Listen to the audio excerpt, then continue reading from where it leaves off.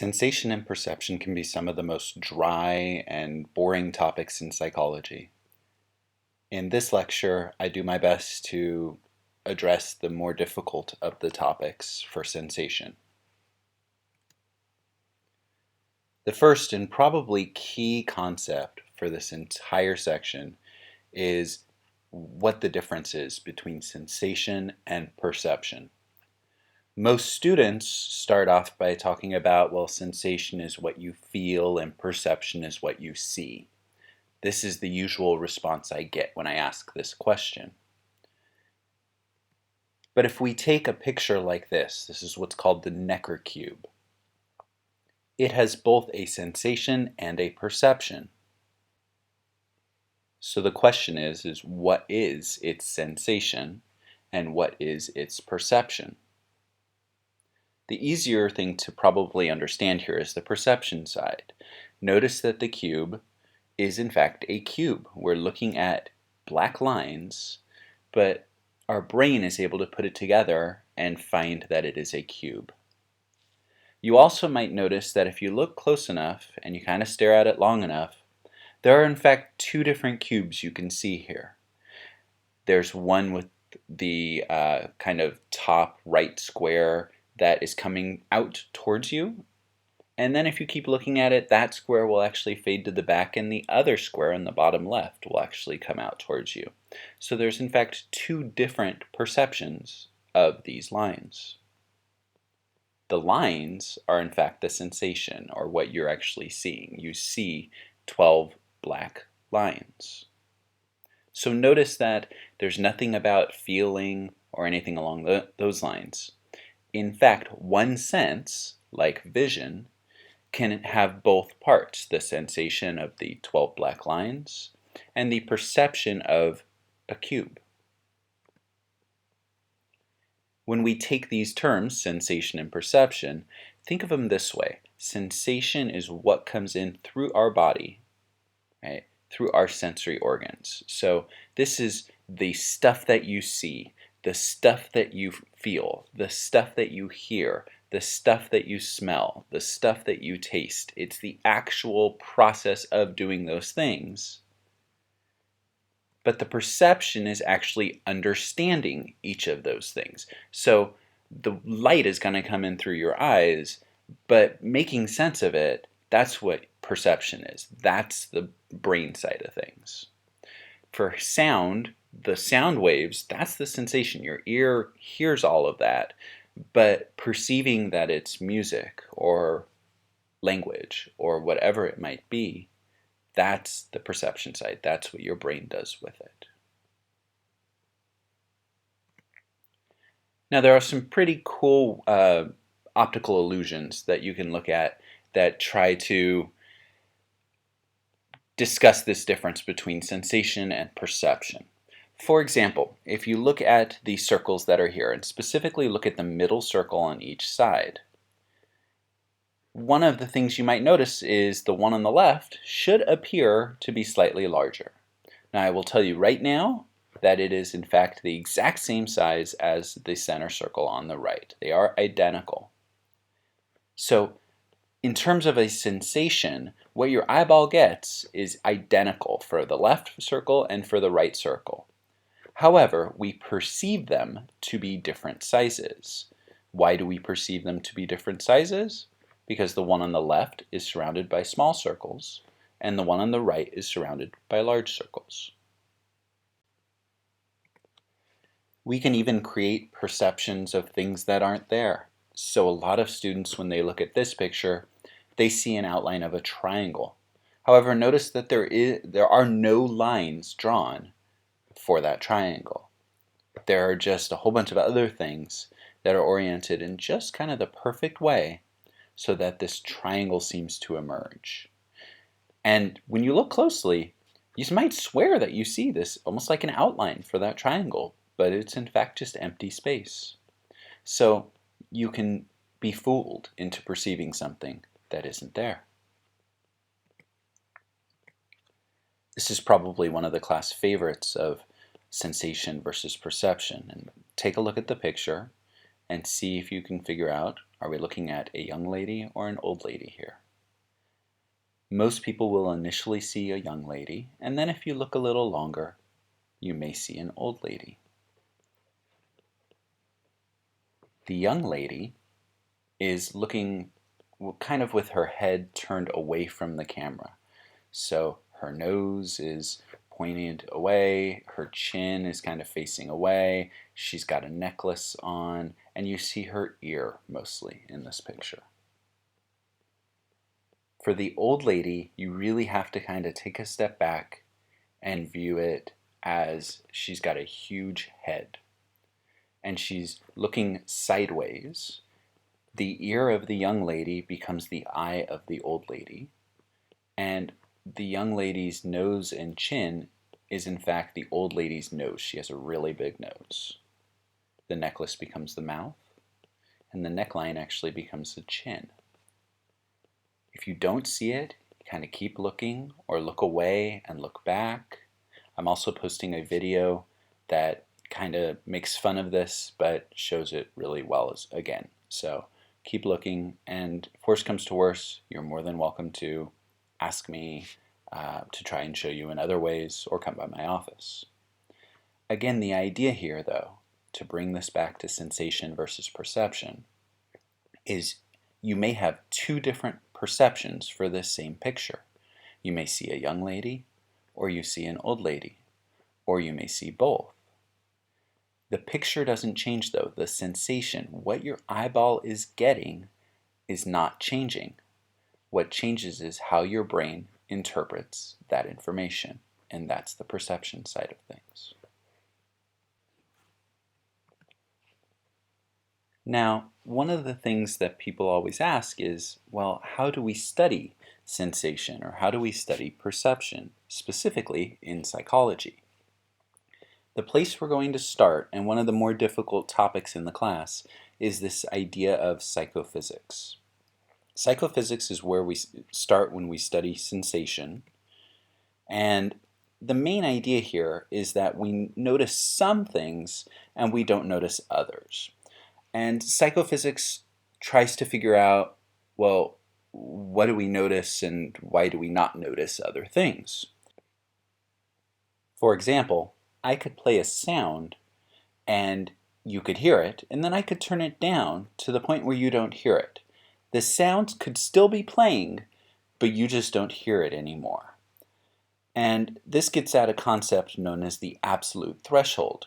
And the absolute threshold in psychophysics is the minimum threshold to detect something about half of the time. So about half of the time with that sound, someone would say, I hear it, and the other half of the time, they would say that they don't hear anything. We'll talk a little bit more about absolute thresholds in a minute. Again, the point with psychophysics is to learn about our senses by pushing them to the limits, to try and see, okay, how well can we hear, and how small of an item could we see? Different things along those sorts. If we take the auditory example, if you've ever had a hearing test, by the way, it's very similar to this. You play a sound very quietly, and then eventually it will be so quiet that you probably won't be able to hear it. The absolute threshold is the loudness that you could hear about 50% of the time. So about half of the time you'd miss it, and the other half you'd say you heard it. You can imagine with seeing something.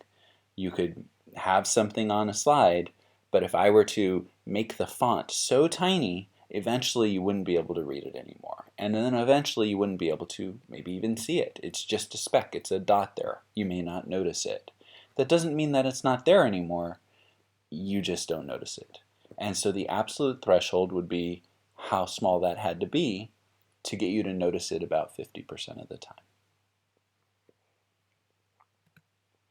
Other things that frequently get thrown in when people are discussing psychophysics is the idea of subliminal stimulation.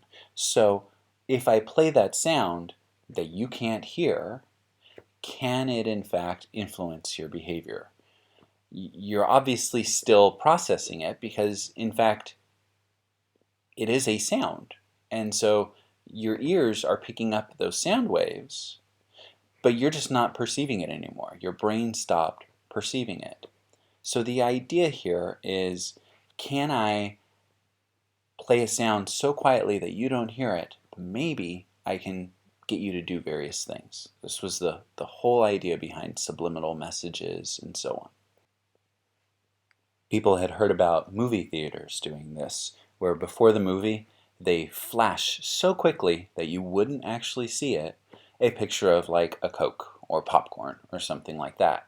And the thought was that maybe then people would start to go and buy popcorn or Coke because they had seen it, but they in fact were not aware that they had seen it. Again, you see the difference between sensation and perception. They had sensed it, but had not perceived it.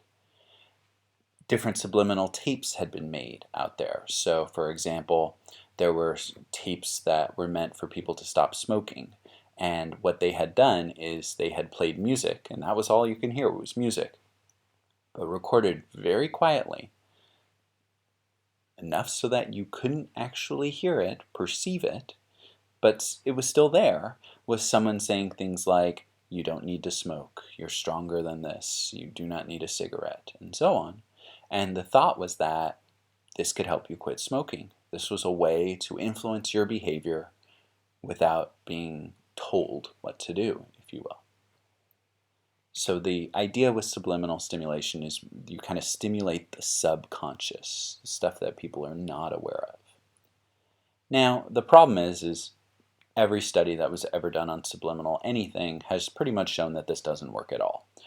This was a multi-billion-dollar-a-year industry, still is to some extent, and there's no evidence that this does anything. The little bit of evidence that subliminal stimulation can in fact do things comes from priming studies. And so what they did in priming studies is they would show people a word like this, where you have a CH and then 3 letters or 3 blanks afterwards. And you ask the person, fill in those blanks. Now, most people will immediately say, okay, that's, chimp or chump or chair or child or whatever it might be. But it turns out that if I were to, right before I give you this word with these blanks to fill in, if I were to briefly flash a picture of a chair, and I could flash it so quickly that you have no awareness that you've seen it, and then I remove it. If I were to do that, you in fact would be more likely to fill in those letters with the letters to make up chair. Or if I were to give you a picture of a child and have you see this, but not really be aware that you saw this. So I would flash it so quickly that you would not know that you saw anything. And then I give you those fill-ins to do. You would be more likely to fill it in with child. So it seems like you can do really basic things with subliminal messages, subliminal stimulation. But changing the word from chair to child is very different than getting someone to quit smoking or go buy popcorn or go buy soda or whatever it might be. One of the other big concepts in psychophysics goes along with this idea of a just noticeable difference, or what some people call a JND.